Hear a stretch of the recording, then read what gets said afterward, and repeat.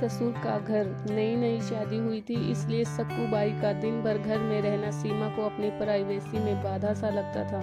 इसलिए अब सक्कूबाई सुबह खाना बनाना, कपड़े और पोछा करने के बाद चली जाती और वापस शाम को आकर खाना बनाती।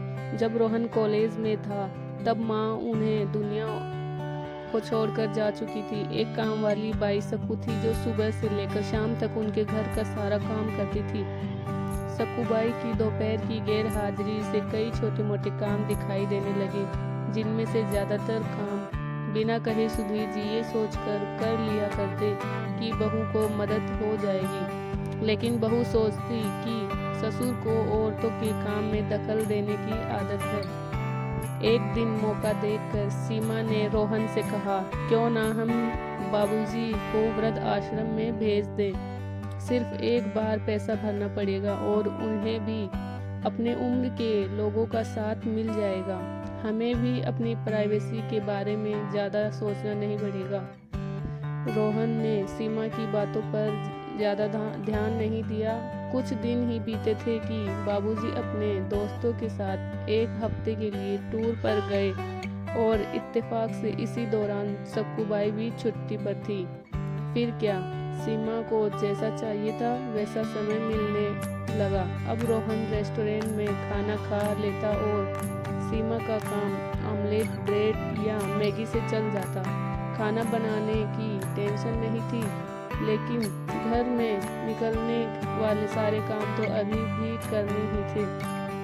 ससुर जी की गैर हाजिरी में सीमा को एहसास हुआ कि वह बिना कहे ही जो काम कर लिया करते थे उनसे कितना फर्क पड़ता था। छोटे मोटे लगने वाले यह काम भी काफी समय और एनर्जी लेने वाले थे। कुछ दिन बीतने के बाद एक दिन रोहन सीमा को कहता है, चलो आज कहीं बाहर घूम कर आते हैं। सीमा बड़ी खुशी खुशी सज धज कर बाहर घूमने के लिए तैयार हो जाती है। रोहन सीमा को अपने घर से 4 किलोमीटर दूर एक चौल में लेकर आता है। एक आदमी रोहन के हाथों में एक चाबी देता है। रोहन उस चाबी को लेकर चौल का एक कमरे का दरवाजा खोलता है। कमरा खुलते ही 2 रूम वाले उस छोटे से अंधेरे से भरे घर के अंदर रोहन सीमा को लेकर जाता है और कहता है, कैसा लगा तुम्हें हमारा नया घर? रोहन कहता है, हम अगले महीने से इसी मकान को भाड़े से लेकर रहेंगे अलग और अपनी प्राइवेसी का मजा लेंगे। अभी मेरी आमदनी के हिसाब से हम इसी को एफर्ट कर सकते हैं। रोहन का यह व्यवहार सीमा के समझ में नहीं आया। वह चौंकते हुए कहती है, हमारे पास अपना इतना बड़ा घर तो है, फिर क्यों हम भाड़े से रहेंगे? रोहन उसे टोकते हुए कहता है, सोच समझकर बोला करो, वह घर हमारा नहीं है, वह माँ बाबूजी का घर है।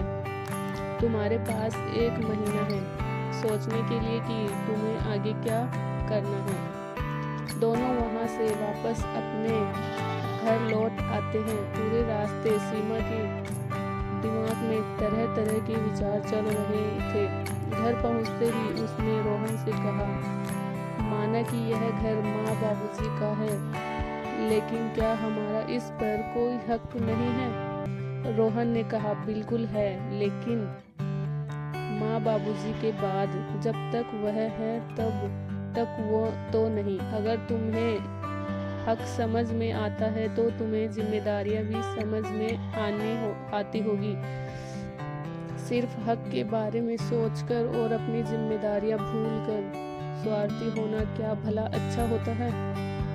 सीमा के पास रोहन के इस सवाल का कोई जवाब नहीं था। वह सोचने लगी कि उसने अपने क्षणिक सुख के लिए, स्वार्थ के लिए इतने नीचे गिरकर ऐसी घटिया सोच अपने दिमाग में आने दी। उसे मन ही मन पछतावा होने लगा। सीमा रोहन से बोली, मुझे माफ कर दीजिए, मैं सच में स्वार्थी हो गई थी, मुझे बहुत बड़ी गलती हो गई। रोहन बोला, तुम्हें पछतावा हुआ और मेरे लिए यही काफी है। मैं तुमसे नाराज नहीं हूँ। बेटे और बहू का यह वार्तालाप सुधीर जी दरवाजे पर खड़े होकर सुन रहे थे। उन्होंने आसमान की तरफ देखा और बोले, भाग्यवान तुम धन्य हो जो तुमने ऐसे बेटे को जन्म दिया है। उन्होंने दरवाजा खटखटाया। बहू ने दरवाजा खोला तो उनके हाथों में पकड़ी थैली से गरम गरम समोसों की सुगंध खुशबू आने लगी। ससुर ने अपनी बहू से कहा, वो कोने वाले हलवाई के पास से लाया हूँ, तुम्हें बहुत पसंद है ना। सीमा को अपने ससुर के प्रति विचार और ससुर के उसके प्रति प्यार, उन दोनों का फर्क समझ में आते ही उसकी आंखों में पश्चाताप के आंसू और चेहरे पर अपने परिवार के प्यार के कारण मुस्कान आ गई। दोस्तों, इंसानी दिमाग में दिन भर में हजारों विचार आते हैं, कुछ अच्छे कुछ बुरे, लेकिन किसी भी विचार को शब्दों में परिवर्तित करने से पहले उनको समझना बहुत जरूरी है।